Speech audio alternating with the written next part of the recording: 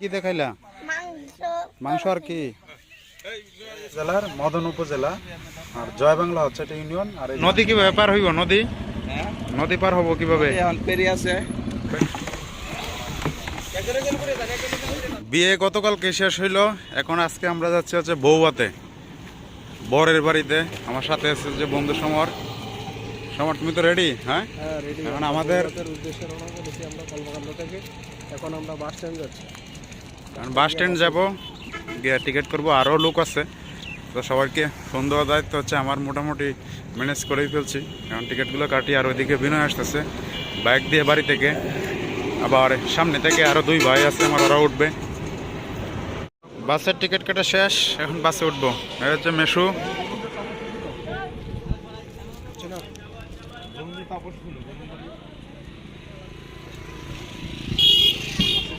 ওটো ওটো ওটো।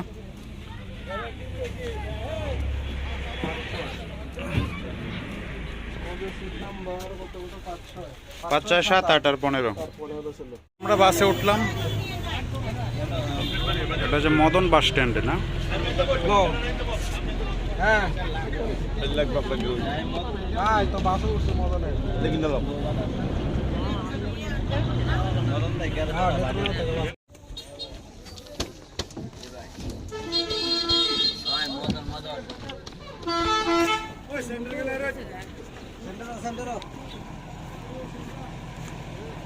আসো আসো দ্রুত। আমরা আর লোক কোথায়? সামনে মদন বাস স্ট্যান্ডে এসে পৌঁছলাম।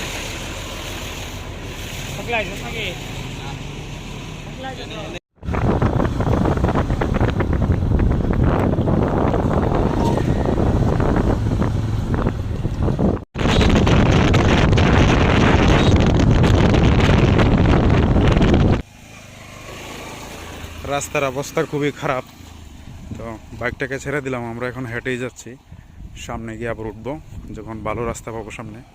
এই যে খালি গাড়িটা নিয়ে যেতে পারতেছি। এই হচ্ছে রাস্তার অবস্থা। রাস্তা পদে পদে ভাঙা, যদিও কাজ চলছে। এই যে আমরা এদিকে আসছিলাম, তারা আসতেছে ওইদিকে। অটো যে বলছিল সে আয়সা বললো এই রাস্তাটাতে অটো কেমনে আসলো?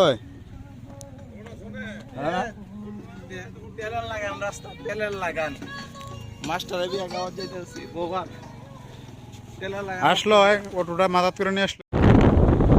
একদম হাওরের মাছ দিয়ে রাস্তা, দুই পাশে ফসলের ক্ষেত আর মাছ দিয়ে হচ্ছে রাস্তা। মনে হচ্ছে যেন হাওরের বুক চিরে রাস্তাটি বয়ে গেছে। আর এই রাস্তাটি করেছে প্রাক্তন স্বরাষ্ট্রমন্ত্রী লুৎফুজ্জামান বাবর। তিনি এই ভাটি বাংলার জন্য অনেক কাজ করেছেন। তার একটি উজ্জ্বল দৃষ্টান্ত হচ্ছে এই রাস্তাটি, যে হাওরের মাঝখান দিয়ে এই ধরনের একটি রাস্তা তৈরি করা খুবই দুঃসাধ্য কাজ। তারপর উনি এটি করে দেখিয়েছেন। তবে আমরা দেখলাম যে এই রাস্তার মাঝে মাঝে কিছু কিছু জায়গায় মানে 2-1টা ব্লক ফাঁকা রাখা। আয়সা পৌঁছলাম মাত্র। এখন এই নদী কিভাবে পার হইব? নদী নদী পার হবো কিভাবে? এখন ফেরি আছে। ফেরি কোথায় দেখি না তো। এই যে গুদারা আছে, গুদারাতে জায়গা পার হবো।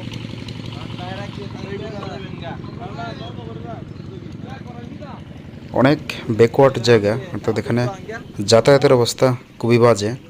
তবে 30 থেকে 35 মিনিট লাগে যে জায়গাটা আসতে, তবে খরচ অনেক বেশি। আমরা প্রত্যেকটা মোটরসাইকেল 300 টাকা করে নিয়ে আসছি। আবার যাওয়ার সময় তাদেরকে 300 টাকা দিতে হবে, কারণ যাওয়ার সময় আমরা মোটরসাইকেল পাবো না, তাদেরকে বলছি থাকার জন্য। আচ্ছা তাহলে আসেন, খাওয়া দাওয়া করি গিয়ে পরে এখানে বসেন, আর বাড়িতে বসেন। আসেন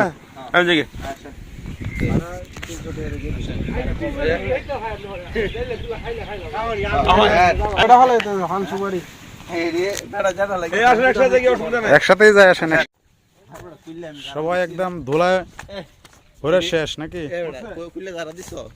না ঝাড়া দিচ্ছি না।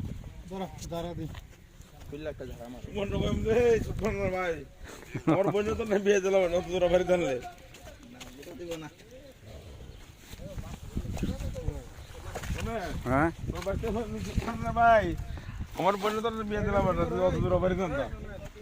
পার হতে হবে গুদারা। আমাদের এলাকায় নদী পার হওয়ার এই ব্যবস্থাকে বলা হয় গোদারা। ভিন্ন ভিন্ন এলাকায় হয়তো ভিন্ন ভিন্ন নামে ডাকা হয়, তবে ফেরিও বলা হয় কিছু কিছু এলাকায়, এটাকে ফেরি বলে। আর আমাদের এলাকায় এটা গোদারা হিসেবে বেশি পরিচিত।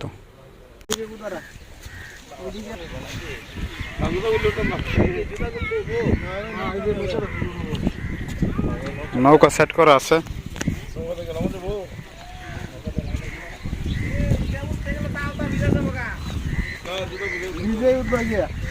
বিজয় ওটা যেত না, এই দিক দিয়ে গেলে তুমি লাফায় নৌকাটা আর ট্রেন দিকে আনা যায় না, আর একটু সামনে আয় না।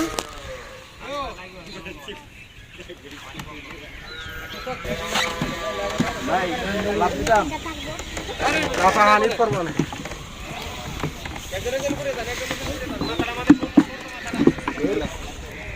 এ সবাই না মাথাটা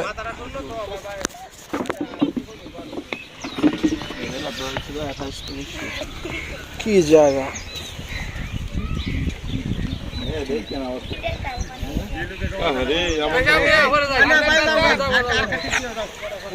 হ্যাঁ পরেই বলো, আমরা যাই, আমি তো সবাই একসাথে গেলে আবার সমস্যা হইব। হ্যাঁ নিচে নামো, নিচে গড়াই তোরা। এটা কি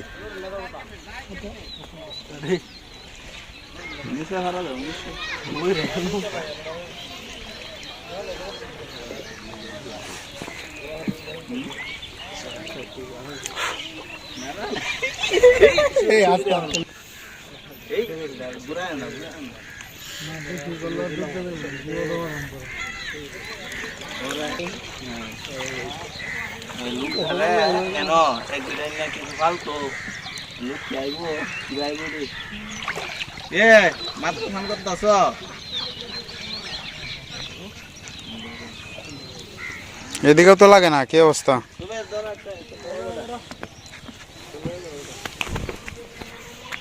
আসো আসো, একজন করে, একজন একজন করে।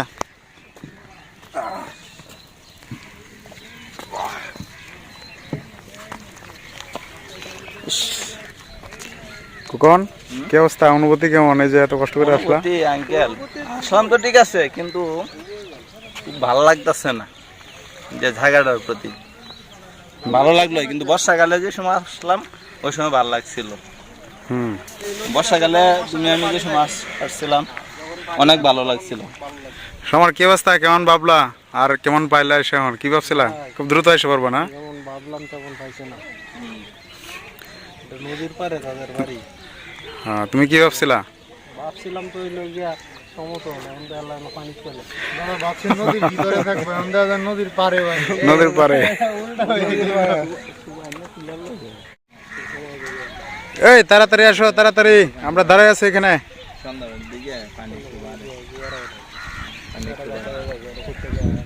আমরা অর্ধেক চলে আসছি, আর অর্ধেক আমাদের ওইদিকে রয়ে গেছে নদীর ওই পারে। যদিও নদীতে খুব বেশি একটা জল নেই, কিন্তু কাদা থাকার কারণে কি সাধারণ কি হয়েছে,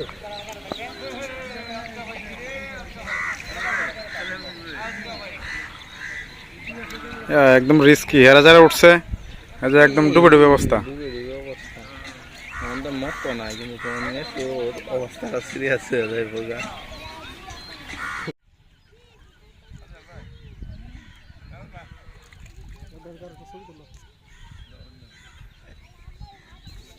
এন্দু আরো দূরে লেগে গেছে, তাই নামবো কেমনে?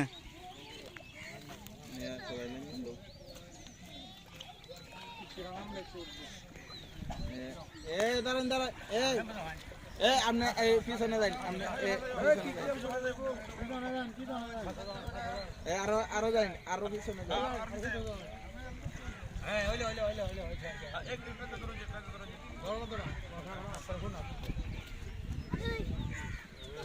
জেলার মদন উপজেলা, আর জয়বাংলা হচ্ছে এটা ইউনিয়ন, আর এই গ্রামের নাম হচ্ছে মালদাউড়া।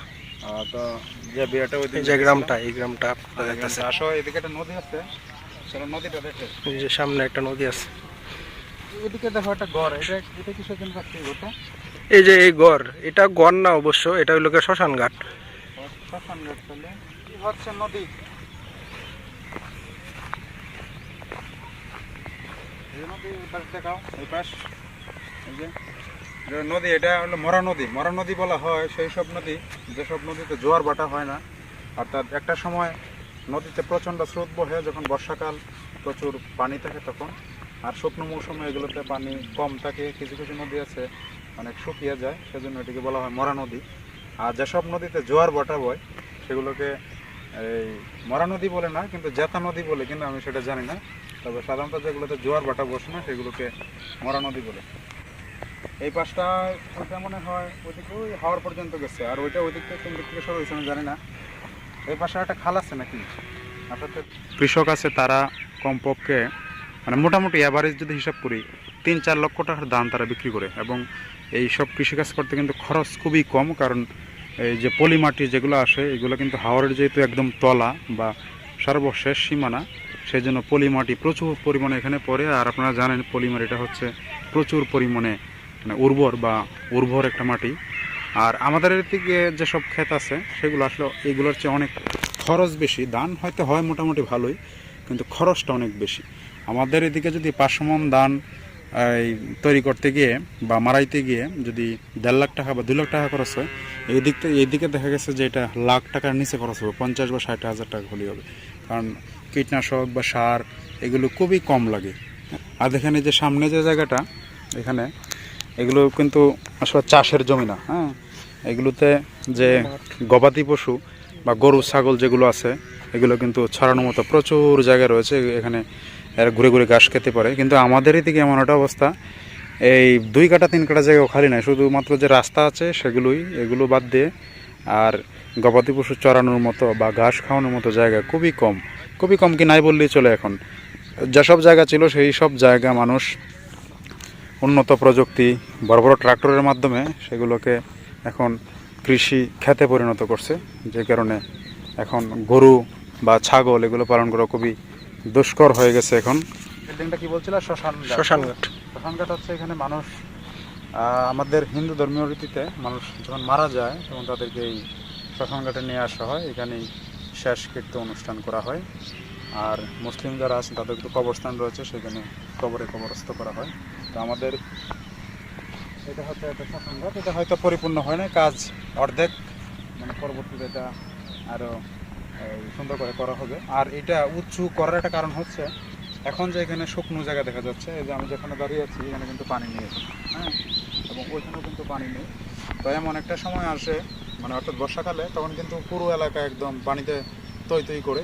ওই যে সামনে ওইদিকে দেখাও, ওইদিকে দেখতে পাচ্ছেন যে উঁচু দেয়ালটা দেওয়া আছে, এই দেয়ালটা কিন্তু এই দেওয়া হয়েছে যে বর্ষাকালে যে এটা তো এখন শান্ত একটা প্রকৃতি দেখা যাচ্ছে, কিন্তু বর্ষাকালে পুরো এলাকা জুড়ে এত পরিমাণ পানি থাকে যেটা মানে আমরা বলি হাওর, বড় বড় ঢেউ আসে, মানে অশান্ত একটা পরিবেশ।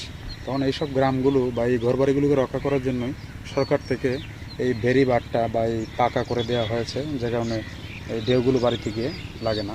আর তদ্রূপ এইদিকে যে ঘরটা দেখাচ্ছিলাম আগে, তো এটাও হচ্ছে যে মানুষ যখন বর্ষাকালে মারা যায় সেক্ষেত্রে কিন্তু মাটি যেহেতু থাকে না, তখন ওই ঘরটার উপরেই এখানে হয়তো শেষকৃত্য অনুষ্ঠানটা করা হয়। পরবর্তী যখন পানি শুকায় তখন একটা নির্দিষ্ট জায়গায় একটা চিহ্ন রাখা হয় বা যেভাবে একটা সিস্টেম করা হয় আর কি, আমি জানি না সঠিক কীভাবে, তবে আপাতত আমার কাছে এমনই মনে হচ্ছে। যাই হোক, ভালো থাকবেন সবাই। আর এখন হচ্ছে সন্ধ্যা ঘনিয়ে আসছে, আমরা চলে যাব। আমাদের 5টা 5:30টার দিকে যাওয়ার কথা ছিল, আমরা যাদেরকে নিয়ে আসছিলাম বা ড্রাইভার ওদেরকে রাখছিলাম, বলছিলাম যে আমরা 5টার দিকে চলে আসব। কেমন আছেন সবাই? আশা করি সবাই ভালো আছেন।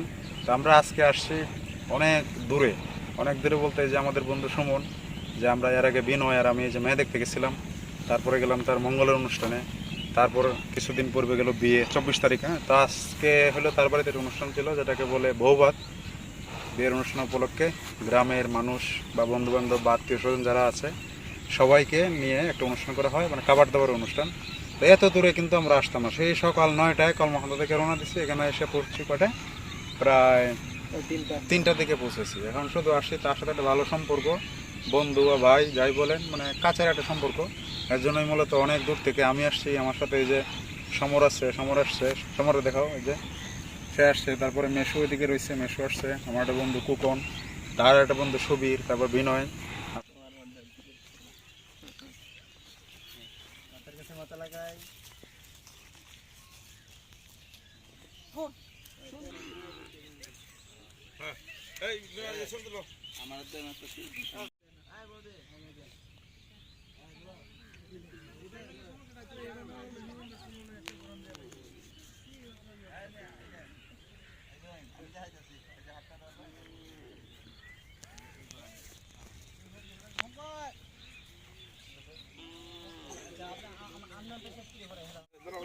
তোমার নাম কি?